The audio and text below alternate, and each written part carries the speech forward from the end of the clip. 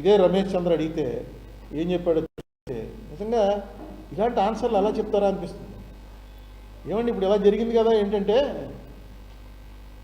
ఇవన్నీ కూడా మేము దీని ద్వారా ఎక్స్పీరియన్స్, ఇది ఒక్కొక్క దానితో ఒకటి నేర్చుకుంటూ ఉంటాం.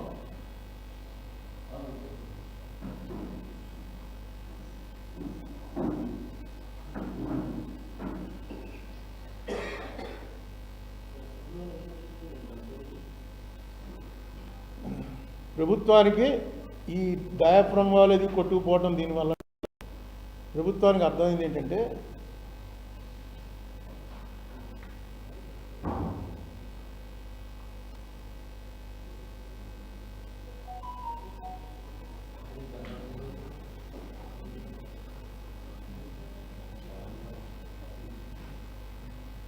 while the complexities of flood management and dam construction may lead to challenging situation, it assures stakeholders that the government is actively working on comprehensive solution to address the concerns.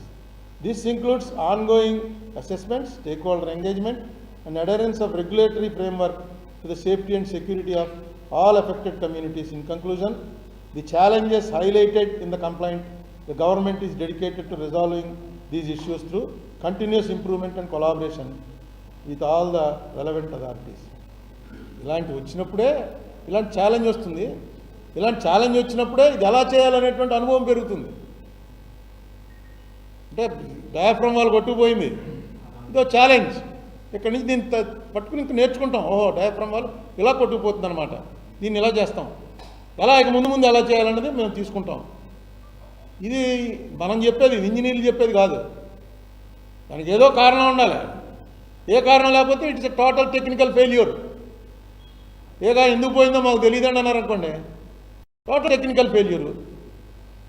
లేదా copper dam అలా కన్నం పెట్టడం వల్లే పోయింది ఇది, అందుకే కొట్టుకుపోయింది. ఆ ఫ్లో తోటి కన్నం పెట్టకుండా కూడా గోదావరి చాలాసార్లు వచ్చింది. కన్నం పెడితే ఫస్ట్ అని జగన్ చెప్పాడు అసెంబ్లీలో, ఒకసారి ఇలా పైప్ మూసామనుకో సర్రమని వస్తుంది వాటరు, అలాగే వీళ్ళు మూసి 2 చోట్ల తెరిచారు, ఆ 2 చోట్ల కొట్టుకుపోయింది అని చెప్పాడు. చెప్తూ అక్కడ వాటర్ ఫ్లో ఎంత స్పీడ్గా వెళ్ళిందో కూడా మెన్షన్ చేశారు. అంత స్పీడ్గా మనకు ఫ్లడ్ టైంలో గోదావరి ఈ కాఫర్ డ్యామ్లు ఇవేం లేకుండా చాలాసార్లు అయింది.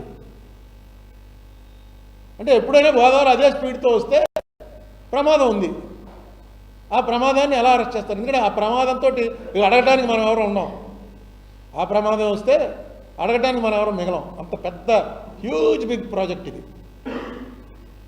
నెక్స్ట్ గోదావరి నది అనేదాన్ని ఇప్పుడు కృష్ణానది ఇంకోటి చెప్పగలం. కృష్ణానది ఏ టైంలో ఫ్లడ్ వస్తుంది, ఏ టైంలో ఎలా ఉంటుంది వాటరు, దాని పరిస్థితి ఎలా నడుస్తుంది. గోదావరి కాబట్టి చెప్పలేడు, ఎందుకంటే పైన ఏమి లేవు, పైన డ్యాములు గేములు ఏమి లేవు. ఇక్కడి నుంచి ఆ కోనవరమో దుమ్ముగూడెమో ఎక్కడికో పోయేదాకా మధ్యలో ఏ లేదు, కొండల మధ్యలో వస్తుంది గోదావరి. శ్రీరామ్ సాగర్ మధ్యలో ఇంకేం లేదా, దుమ్ముగూడెం ఒకటి ఉన్నట్టుంది చిన్నది, మన ఆనకట్లాంటిది. శబరి, ఇంద్రావతి, నాగావళి ఏవో చెప్తారు. నాగావళి ఇందులోది కాదు, ప్రాణహిత, శబరి, ఇంద్రావతి, ఇంకేమన్నారా గాంధీ, పెన్గంగా, సీలేరు, ఆ ఏరియాలో తిరిగినాడు వాడు గాంధీకి తెలుస్తుంది. మొత్తం ఇవన్నీ వీటిలో ఎప్పుడు ఎక్కడ వర్షం పడుతుందో ఎక్కడ, ఎందుకంటే సమ్మర్లో ఒకసారి 91లో గుర్తుందిగా, రాజీవ్ గాంధీ కూడా వచ్చాడు అపోజిషన్ లీడర్గా. 91 మొత్తం అసలు ఎక్కడి నుంచి వచ్చిందో తెలియదు వాటర్. మిడ్ సమ్మర్ మేలో చిత్తకోటి, రాజమండ్రి, ఆర్యాపురం ఆ ఇళ్ళన్నీ మునిగిపోయి. ఏంటంటే ఇదేంటి సమ్మర్లో ఎక్స్పెక్ట్ చేయము. అలా అక్కడ ఈ మొత్తం వర్షం ఫ్లడ్ వస్తుందో తెలియదు మనకి, ఎంత ఫ్లడ్ వస్తుందో తెలియదు. గోదావరికి ఉన్నటువంటి ఒక ప్రత్యేకత అది.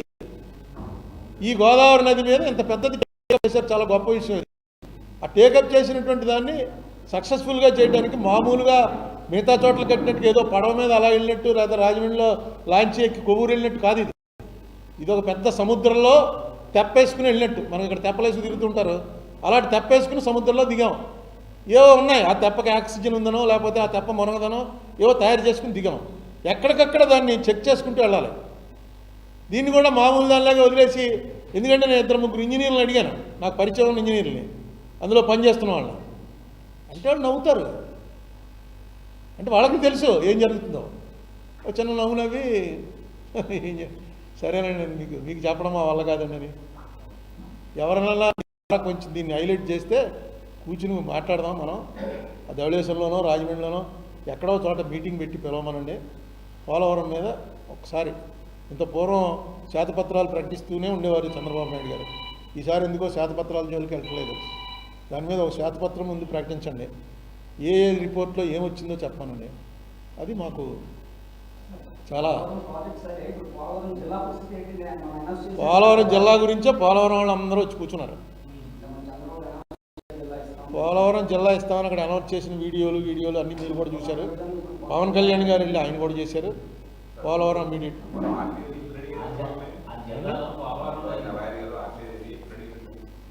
ఆర్టీఐ లేటెస్ట్ ఆర్టీఐ రిప్లై 28/11/25 అన్నే నెలైంది.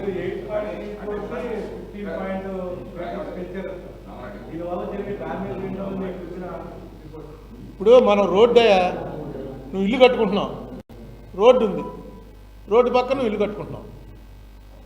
ఏం చేస్తావు నువ్వు? రోడ్డు ఈ లెవెల్లో ఉంటే పునాదులు ఈ లెవెల్ వరకు తెస్తావు.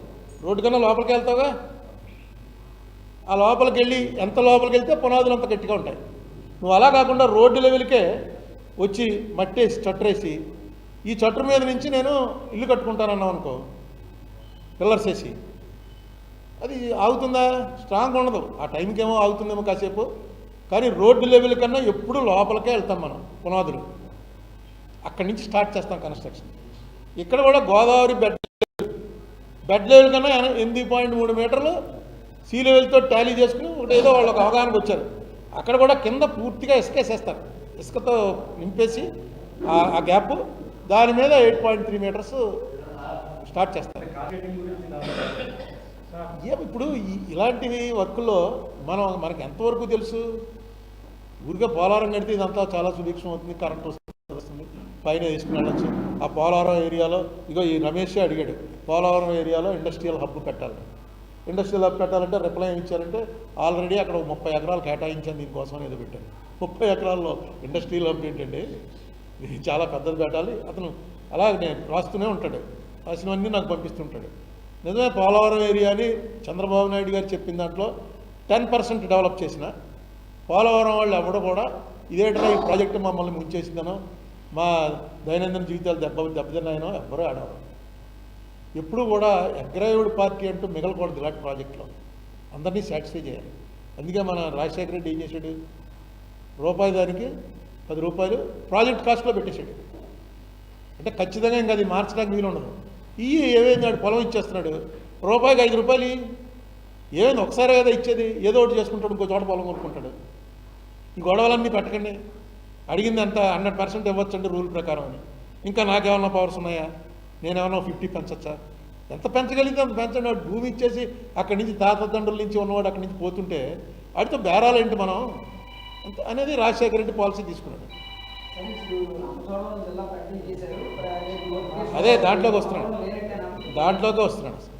అది వాళ్ళందరూ వచ్చి కూర్చున్నారు. ఆ ఊరు పోలవరం పెద్దలందరూ వచ్చారు.